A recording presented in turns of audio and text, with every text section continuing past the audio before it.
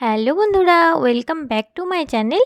আজ দেখো ছাদে উঠেছি আমার বাগানে লাল টুকটুকে ড্রাগন ফলগুলোকে পাড়ার জন্য। একসঙ্গে 7টা ফল পেকে গেছে, তার মধ্যে আমি আজ হারভেস্ট করব 3টে ফল। দেখো সাইজটা কিন্তু বেশ বড়ই হয়েছে। আমার এই গাছটার বয়স মাত্র 11 মাস, আর তাতেই কত ফল হয়েছে দেখো। নিজের গাছের প্রথম ফল হারভেস্ট করছি, এতে আমার খুশিটা কিন্তু আরো দ্বিগুণ বেড়ে গেছে। বাজারের ফল অনেক কিন্তু বড় হয়, আর এখানের ফলগুলো খুব একটা বড় হয়নি। তার কারণ হচ্ছে এখানে আমি পুরোটাই জৈব সার ব্যবহার করি। জৈব সার বলতে আমার বাগানে ঝাড় দিয়ে পা পরিষ্কার করে যে সমস্ত নোংরা পাতাগুলো বেরোতো, সেগুলোই আমি সব নিয়ে গাছের গোড়ায় দিয়ে দিতাম। আর আমি বাগান থেকে কিছু পরিমাণ ভগবানের জন্য ফুল তুলে নিচ্ছি। এই যে আজ বাগান থেকে 3টে ফল হারভেস্ট করেছি, আর কিছু ফুল হারভেস্ট করলাম। চলো এবার তোমাদের দেখাই ফলটা কেটে ভেতরটা কি কালার হয়েছে।